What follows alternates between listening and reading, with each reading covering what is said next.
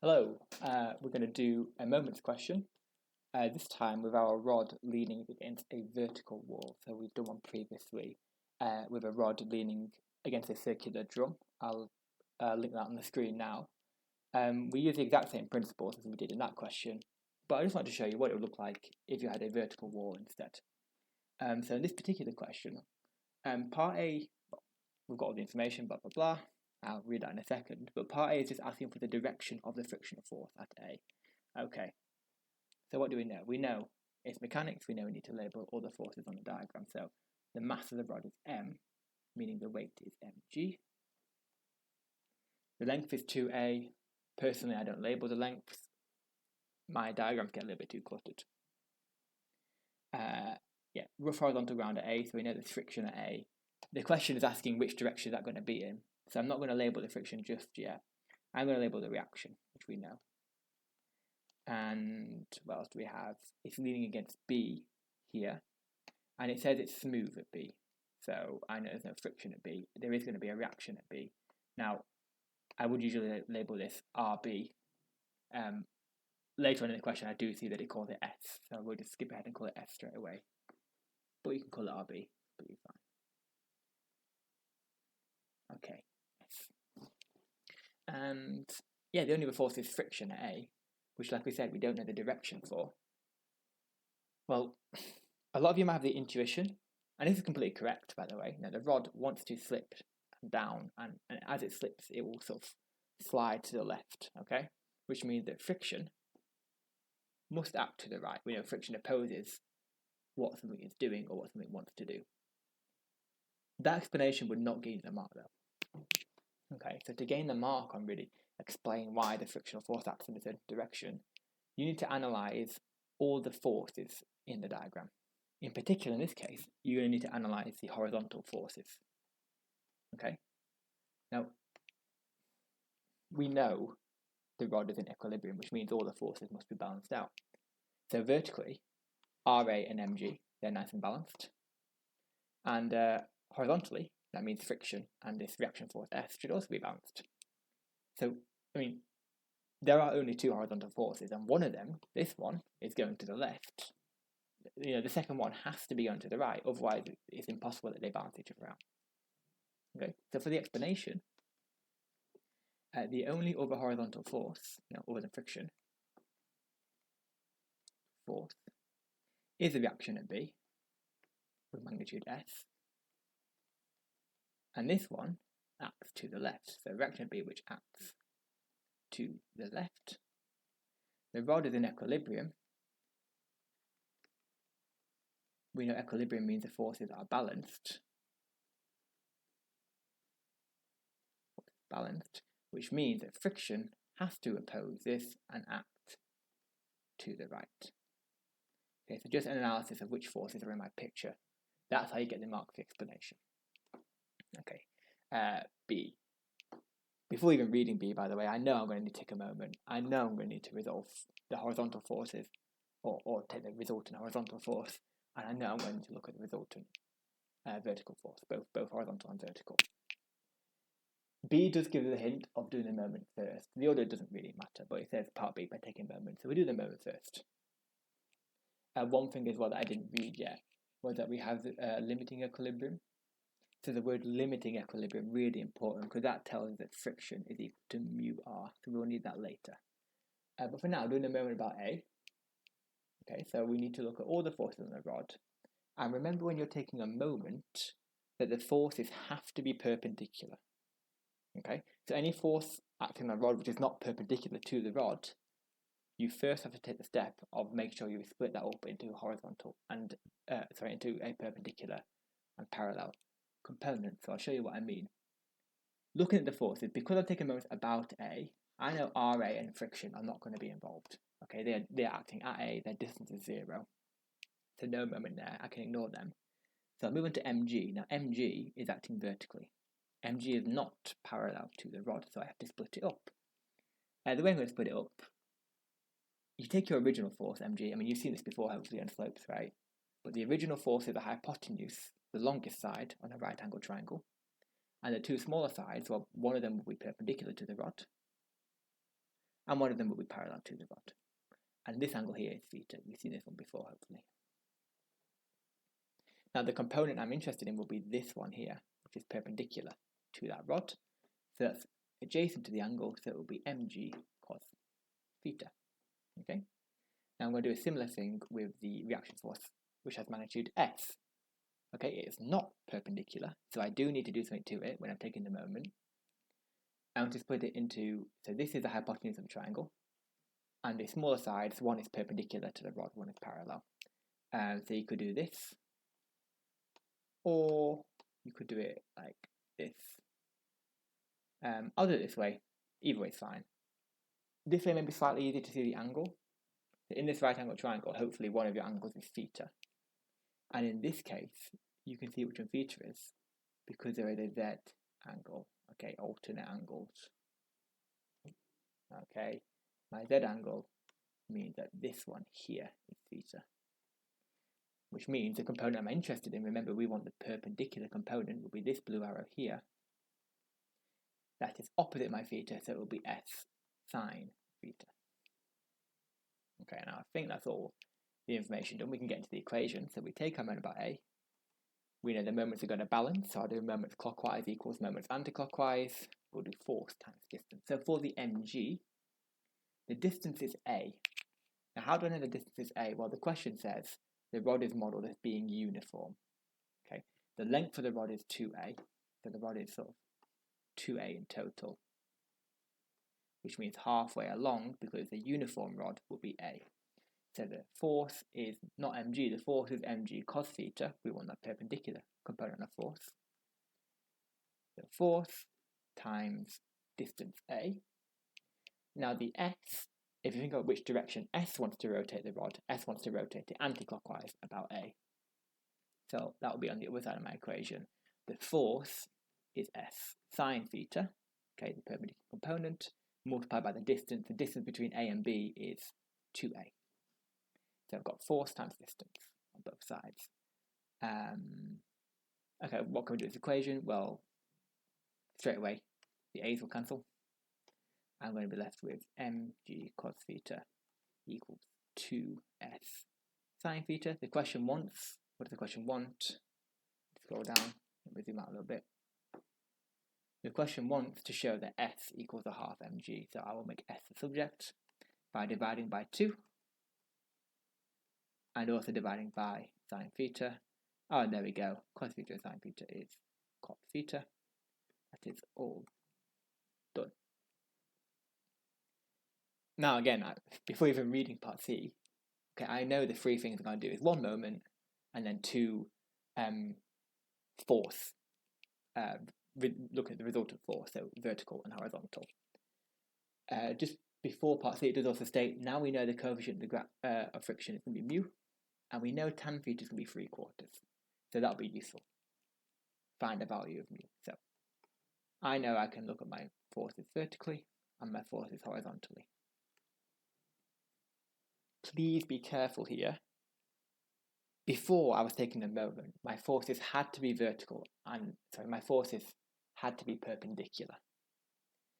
Now I'm not doing that anymore. I'm not resolving in a direction parallel or perpendicular slope. I'm just straight resolving either vertical or horizontal. So in this case, I want my forces to either be vertical or horizontal. So the mg is completely fine as it is. I don't need to split it up for this part of the question. And similarly, the s, that is already horizontal. I don't want to split it up anymore. With moments, it is going to be easier to just resolve straight vertical, straight horizontal. The only time in mechanics when I say you have to resolve parallel to the plane or resolve perpendicular to the plane would be in a pulleys question, or when you have something actually moving, sliding down the plane. In moments, it's easier just to do vertical. So let's do vertical.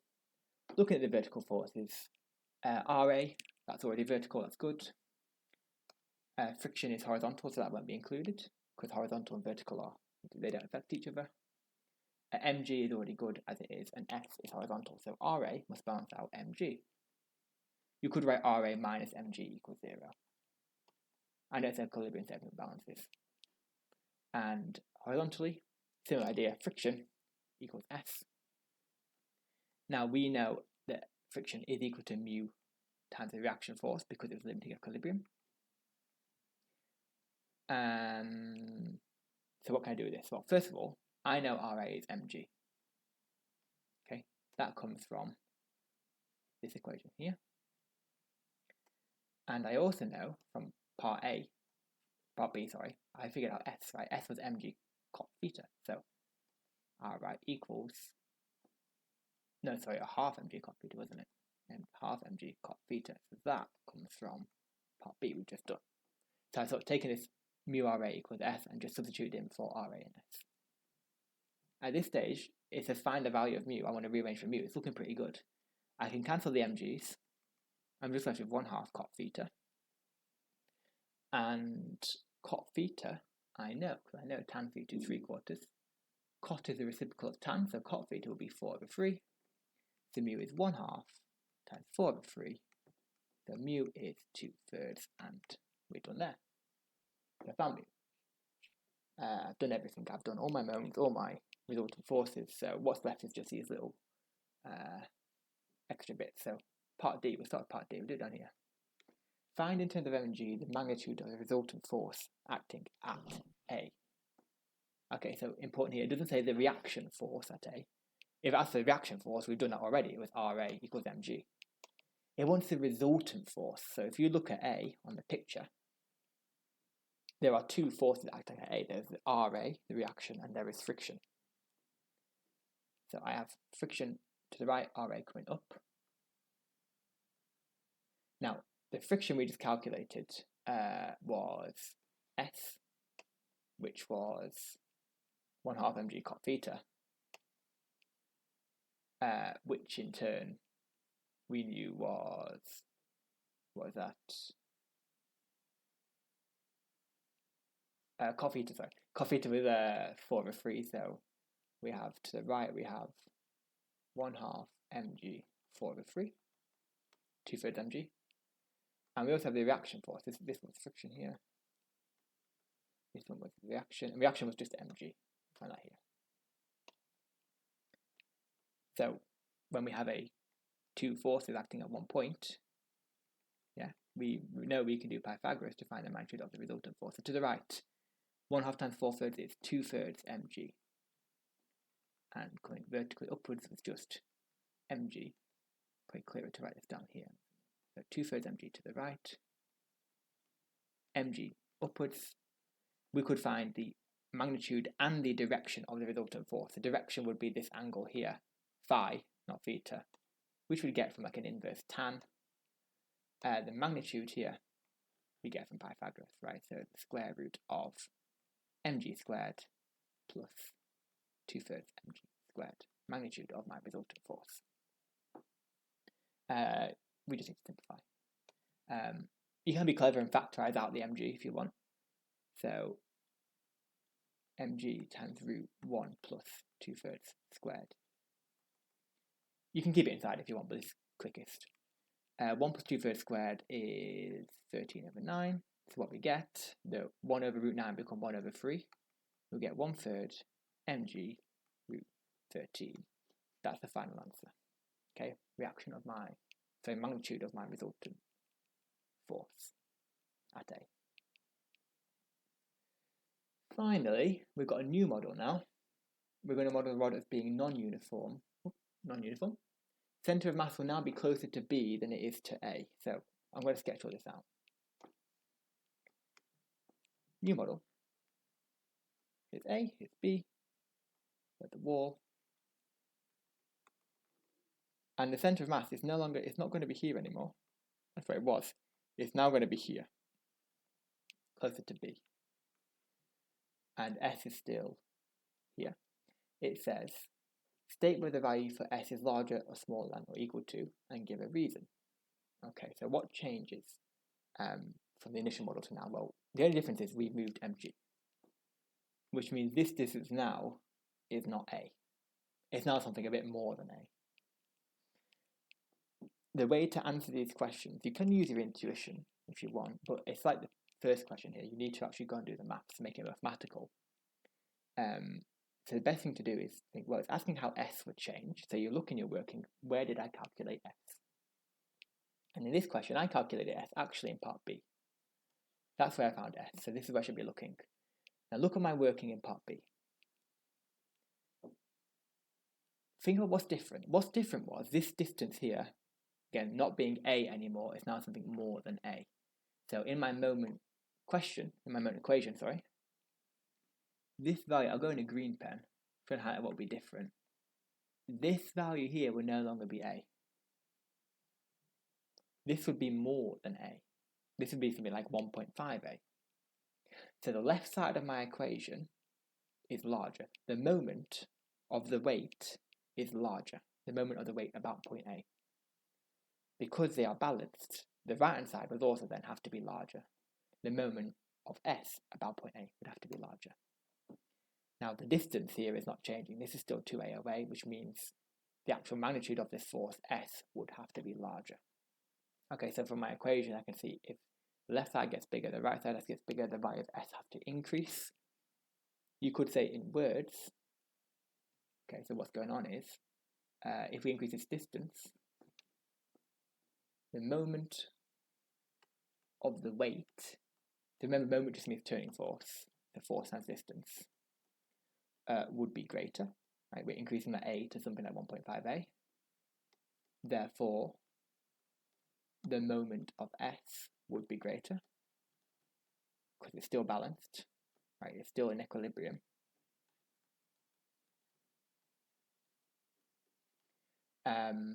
Which means, so the moment of the reaction at B, I should say. S was just the magnitude of this. This force, this reaction at B is still the same distance. The reaction at B is still the same distance 2A away from A. Therefore, its magnitude has to increase, which means, therefore, S has to increase. Okay, I've made one moment bigger, the other moment has to get bigger, the force increases. So that's the general technique you can do when asked what would change. You look in your working and you say, well, this will be different, therefore this will be different, therefore this will be different. Don't try and use that method if you're asked in a projectiles question, what would happen if I include air resistance? Because we never have air resistance in our equation, that maybe be slightly bit more difficult to follow it through. You can give it a go, but that might be a bit more difficult. This is more helpful if it's just saying, oh, I'm just going to change the value of something in your original equations. I'm going to make m smaller, I'm going to make the distance bigger, something like that. You can quite easily go through your working and track what effect it would have. And then I've just written out in words here, the moment would be bigger, the other moment would be bigger, magnitude of the force has to increase. So I hope this illustrates the way of doing moments with a vertical wall instead of on a round drum. Remember, it's the exact same. You just have to keep in mind that when you're doing a moment, you have to take the perpendicular component of every single force. Whereas when you're resolving vertically and horizontally, or when you're taking the resultant force vertically and horizontally, you don't necessarily want the perpendicular piece, you just want the straight vertical and horizontal pieces. So forces like this S and mg don't need to be altered. In the case when we had a drum, okay, the reaction force, if I called it S, is already perpendicular. So when we did moments, I didn't have to alter it. But when we did look at the resultant horizontal force or resultant vertical force, we did have to change this. We had to then split it up. So it's just that little difference, but it's following the same principle. Hope that all makes sense, and let me know any questions.